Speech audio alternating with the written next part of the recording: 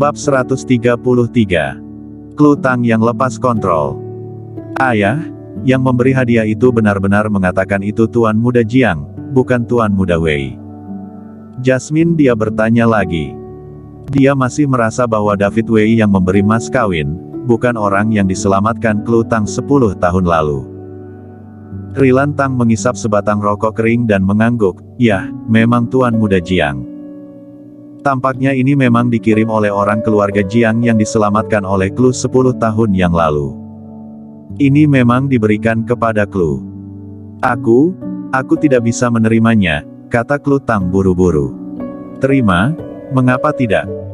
Klan Tang tiba-tiba berdiri dan mengambil kunci mobil sport Ferrari edisi terbatas di dalam kotak hadiah dan berkata, "Tidak peduli Tuan Muda Wei atau Tuan Muda Jiang, yang diberikan kepada Clue adalah milik kita. Apa yang kamu lakukan, letakkan." Tegur Graham Tang, "Masalah belum jelas, bagaimana mungkin diberikan kepada Clue? Ini diberikan kepada Claudi kami. Kamu kentut." Jasmine, dia berteriak, "Ini untuk Clue. Kami akan mengambil barang-barangnya." "Kamu yang kentut?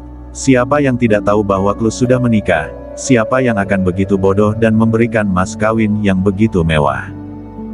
Claudi Tang maju. Keluarga itu kembali bertengkar soal mas kawin. Kingston Jiang pusing. Seberapa besar masalah ini?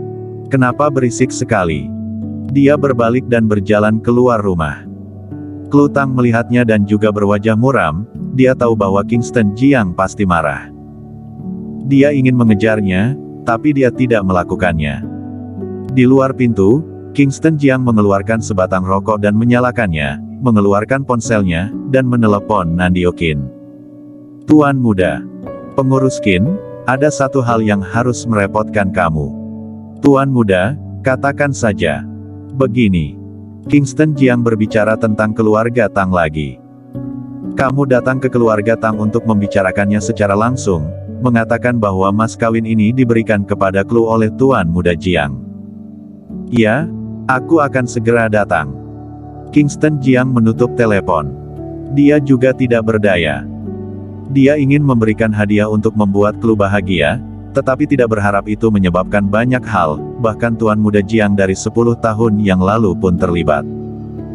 Karena ada kesalahpahaman, biarkan kesalahpahaman itu berlanjut. Bagaimanapun, dia ingin membalas budi, selama Clue bahagia, dia bisa melakukan apapun.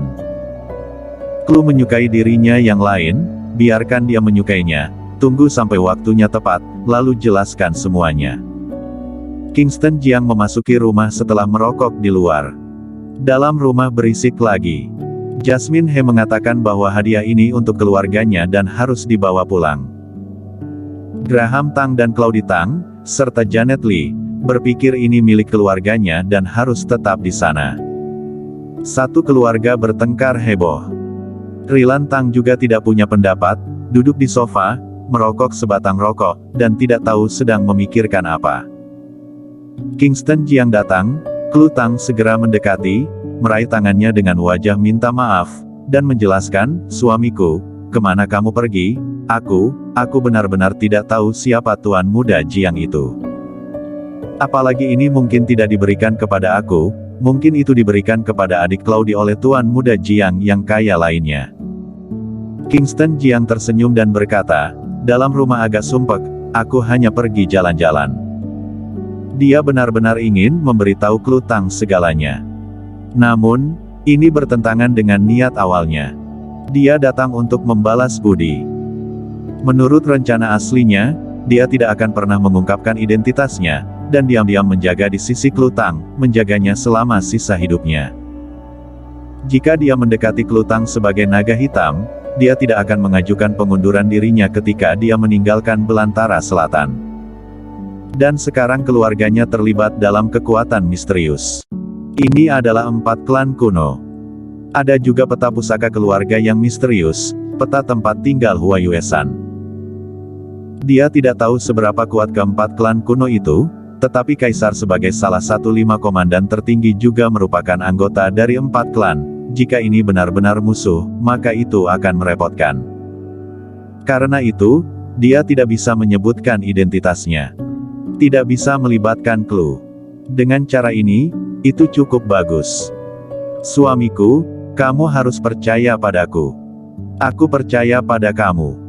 Kingston Jiang memandang Clue Tang dan berkata, mampu menjadi menantu yang masuk ke keluarga Tang dan menikahi kamu adalah kebajikan dari kehidupan aku sebelumnya.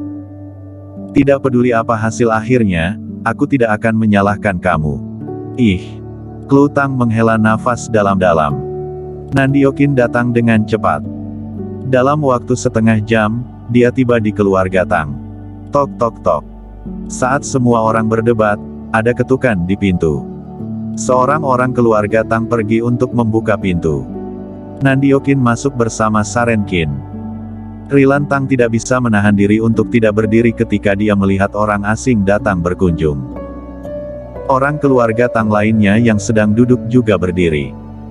Rilan Tang berjalan dengan tongkatnya, dengan keraguan di wajah tuannya, dan bertanya, siapa kamu? Nandiokin saat ini berbeda dari Nandiokin sebelumnya.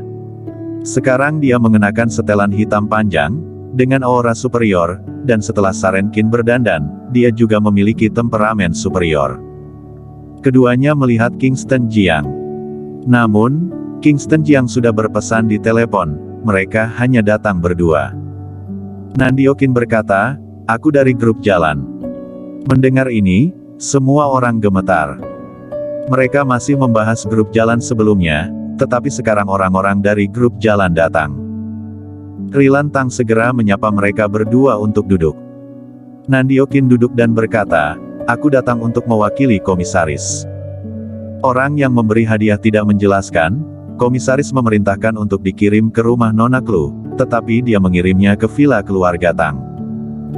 Nandiokin menunjuk beberapa mas kawin di lobi dan berkata, ini mas kawin yang diberikan kepada Clue oleh komisaris kami. Mendengar ini, Clue Tang gemetar dan berjalan mendekat bertanya, komisaris, apakah dia bermarga Jiang? Apakah dia orang keluarga Jiang 10 tahun yang lalu? Apakah dia orang keluarga Jiang yang aku selamatkan? Nandiokin tersenyum dan mengangguk, iya. Dia, siapa namanya? Wajah Clue Tang tidak nyaman. Nandiokin tersenyum dan melirik Kingston Jiang di samping sekilas. Bawa aku menemuinya. Pada saat ini, jantung Clue Tang berdebar terus-menerus. Dia sudah mengenal orang ini sejak lama, tetapi dia tidak tahu siapa itu. Selama ini, dia terus bermimpi. Memimpikannya orang yang dia selamatkan, memimpikannya orang yang menyelamatkannya, dia bermimpi untuk mengetahui siapa orang ini. Kingston Jiang melihat sikap Clue Tang. Dia tahu bahwa Clue Tang sangat menyukai dirinya yang lain, jika tidak, dia tidak akan kehilangan kendali atas emosinya. Dia telah bersama Clue Tang begitu lama, dan Clue Tang memperlakukannya dengan hormat. Tapi di antara mereka selalu kekurangan sedikit gairah dan sedikit cinta. Ini adalah kasih sayang keluarga, bukan cinta. Kingston Jiang menghela nafas panjang lega. Nandiokin tersenyum dan berkata, kamu akan segera bertemu dengannya. Kata komisaris, dia akan segera mengadakan pernikahan romantis dengan kamu, menjadikan kamu wanita paling bahagia di Jiangzhou. Nandiokin tidak banyak bicara. Setelah mengatakan ini, dia berdiri, berbalik dan pergi. Setelah dia pergi, Jasmine He tertawa, haha, sudah aku bilang, ini untuk Clue aku, Claudie Tang tidak mungkin memiliki berkah yang luar biasa. Haha, mobil mewahku, villaku. Klan Tang juga tertawa terbahak-bahak.